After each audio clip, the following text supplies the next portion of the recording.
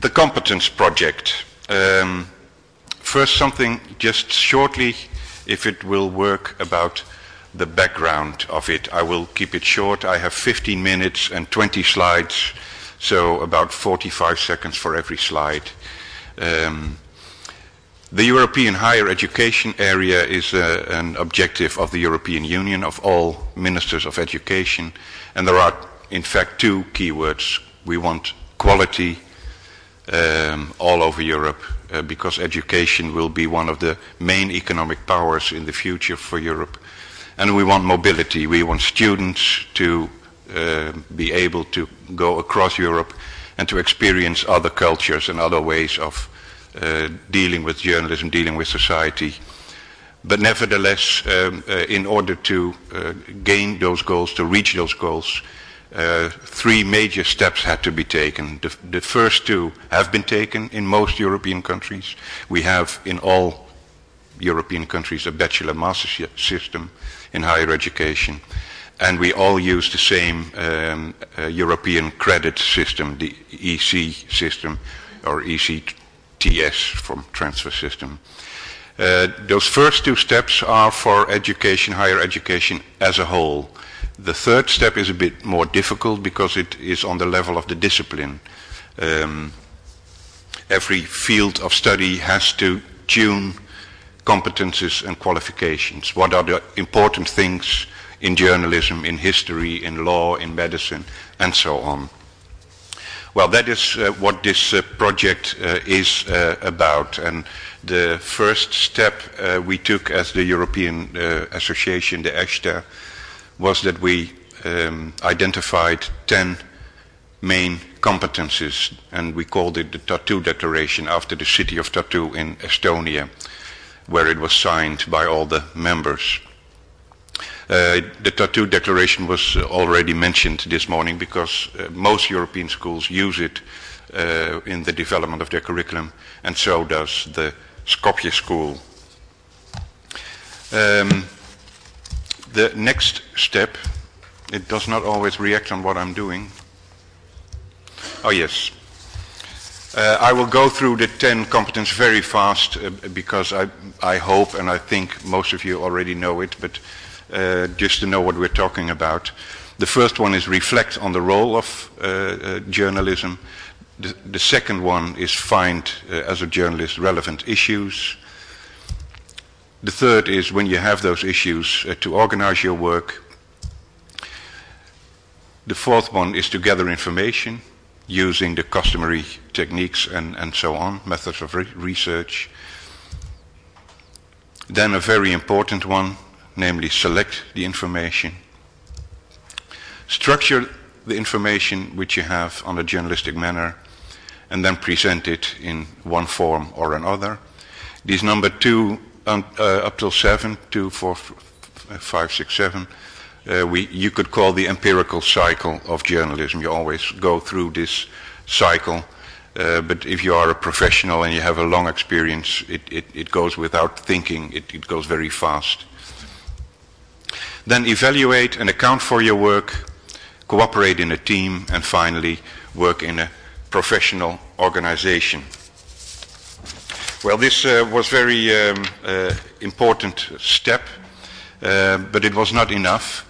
The next step we took was to mention the 5 most important qualifications that constitute these competencies, which meant that we have 50 qualifications, and we agreed on those 2, which is, I must say, quite an accomplishment, which you can imagine because ESTA has 60 members from 25 countries, and all these countries have different history, have a different education system, have different media cultures, and we speak 20 different languages. So it is quite, it takes a lot of time before all those members from all those countries with all those different backgrounds agree on a set of competencies and set of qualifications. However important, the next step was that we thought, well, now we have this profile, but this profile will change over time because journalism all over Europe is in a process of change. I've been in educating journalism now for about 30 years, and I think the last 5 or 10 years have seen more change than the first 20, 25 years. And there are all kinds of reasons for that, and maybe we can discuss it, but I will leave that aside. The profile is important, but our question was, how will it develop in the near future?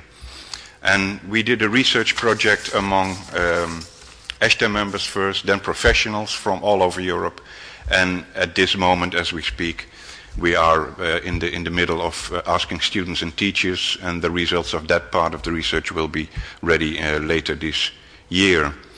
The main goal of the research is, as it says, assess the future weight of those 50 different qualifications.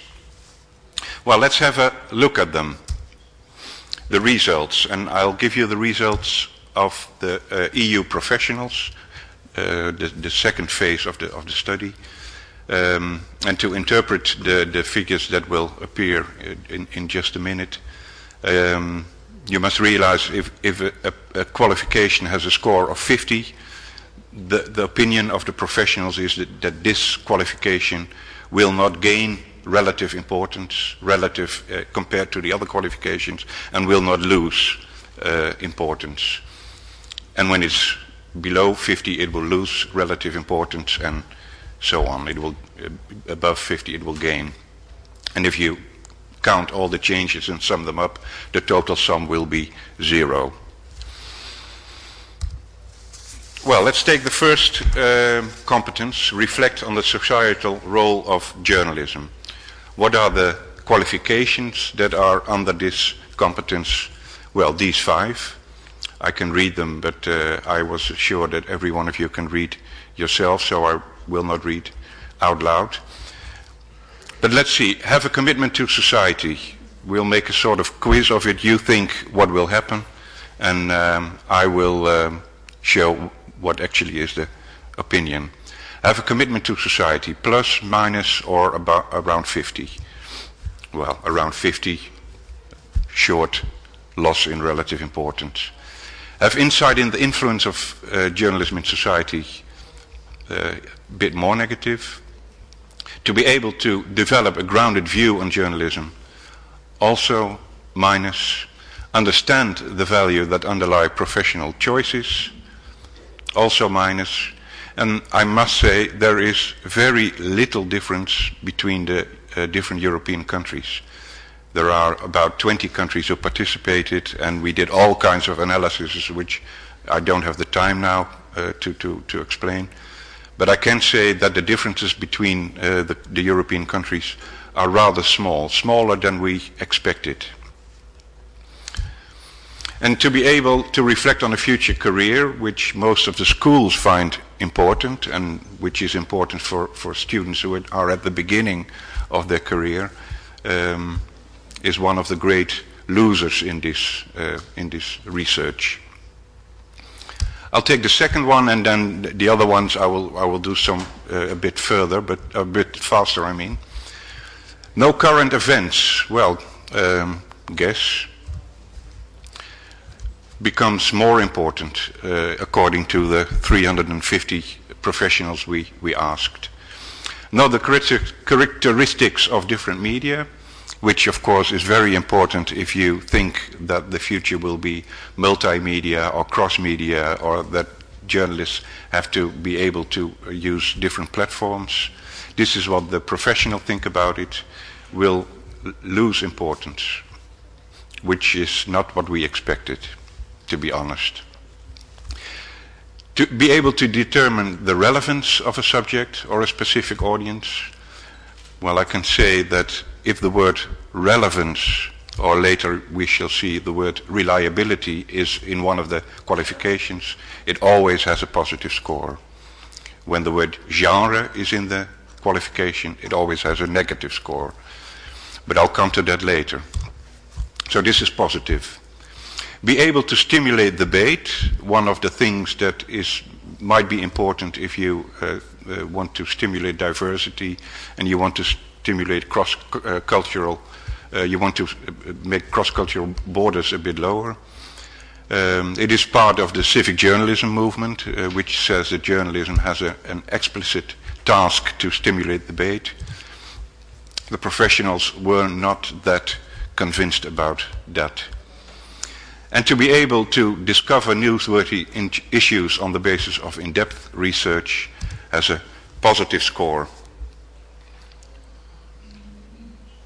Well, I don't have, of course, now the time to go in a slow pace through all of them, so I will go a bit faster. Organizing work is the only one that is very positive. Is time pressure. Professionals believe that time pressure will be more important in the future because everything, the pace of journalism is going up.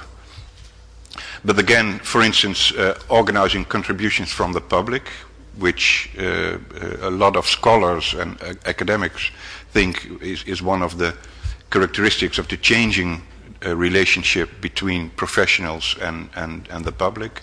The professionals don't see it as much as that. I must make an exception. I also will not present that, so you have to ask me another time again. But for instance, journalists, online journalists, are much more positive about this one than radio, television, or print media journalists. So there are differences in some respects between the newer media and the older media, which is more or less what we thought would happen. Work within budget limits is still not something journalists like very much. Having a good general knowledge is one of the highest. It still is very important to have a good general knowledge, including knowledge about all the kinds of demographic groups, cultural groups which are in your society.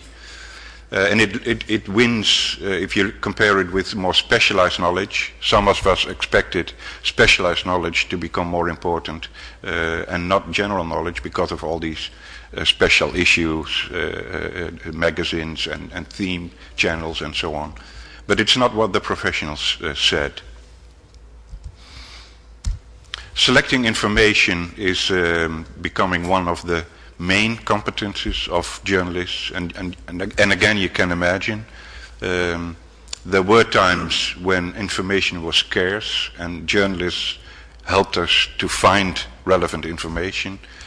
Today in our society you could say that a lot of information is more abundant and maybe there is an information overload, which means that the navigation function of journalism, selecting what is relevant, selecting what is urgent and what is important, there is a large consensus about that among professionals, that selecting information will become one of the main competencies. Except for genre, of course, which I explained. If the word genre appears, then it's negative all the way. The same goes for 6.3, where we see the word genre. We called it the G word. I won't make another joke about G. The competence to structure information. Relevance is positive. New media is positive, which is a bit contradictory to what we found earlier about the different medias, but I think the explanation is we asked professionals, we interviewed them, and new media are welcomed, but cross-media or multimedia not. And most journalists in their answers seem to think that multimedia is the same as multi-skilling, whereas multimedia is a concept of an organization, and multi-skilling is on the level of the individual journalist. But then again, this is what they answered. The competence to present information loses weight, especially the third and the fifth one. Cooperate with technicians, and the basics of layout. I presented this information at my own school, and the teacher who did layout came to me and hit me in the face. But I'm just a messenger in this case. It's not my choice, but the competence to evaluate and account for. this is interesting because most people regard journalism profession as a very closed profession, which is not have open relations with the public and is not willing to account for its work. We do it our way and more or less take it or leave it. You don't have to read our paper, you don't have to watch our programs. But this is changing, and we will do this research in 5 years again, and we'll see if the changes continue or if they turn around or stop or whatever. But I'm sure that this is changing, the will to be accountable. Reliability is high and initiative is high. The others stay more or less the same. And the final one,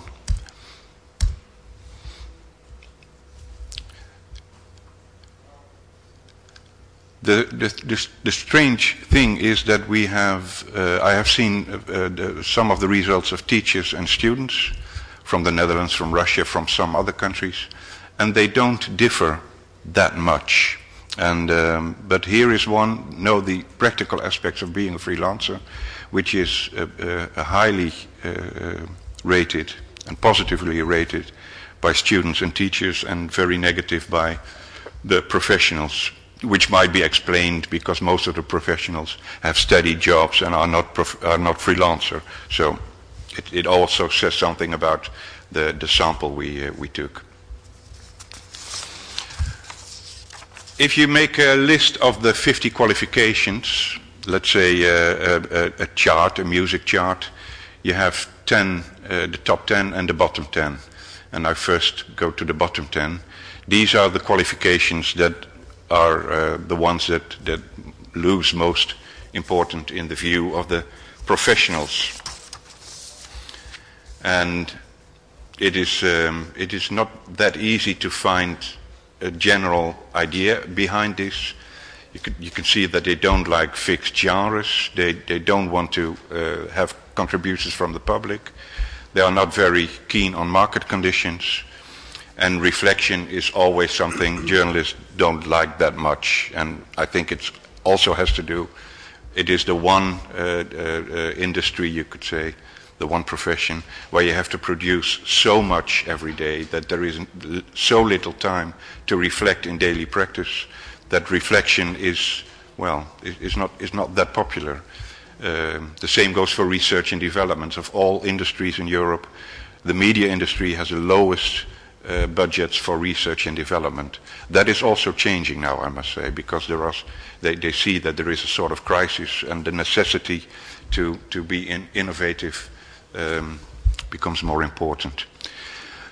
If you would ask me, I don't know if that would be a wise thing to do, but if you would ask me, I would say this reflects more or less the idea of autonomy that journalists have. They don't want the market, they don't want the public, they don't want to have fixed genres.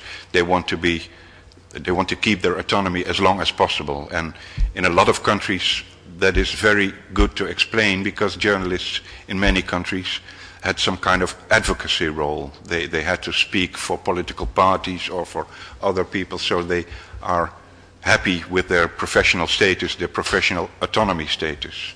And I think this is something that is strong all over Europe. Maybe in the north of Europe a bit less strong than in the south. If we go to the top 10, these are the winners, you could say. And if I should summarize it, I would say journalism is in an age of radical change, maybe even a crisis. And the question is, how do you react to a crisis? Do you need a paradigm shift? Do you need to do things radically in another way, which is a reaction you sometimes have in a crisis? Crises are necessary to change it all 180 degrees. Another strategy is, in a time of crisis and radical change, stick to the basics. Go back to the essentials, the first principles of your profession. And if our interpretation of the answers we got from the professionals around Europe is that they are choosing the second strategy. First, principles first, back to basics, be reliable, have good general knowledge and analytical skills, have a sense of urgency and relevance, and this is a rather new one. You can hardly say that this is the one that is back to basics. Be accountable, be open to your public, and explain how you did things. And I think it has to do with the reliability. We used to think that we could be objective and people should trust us because we knew the truth. In our 21st century, we don't think there is one truth, and we have other means to establish our truthfulness, you could say. And that is being reliable, but also be accountable. So this is what I had to say. I think I took a bit more than the time that was, but I hope it was worth it. Thank you.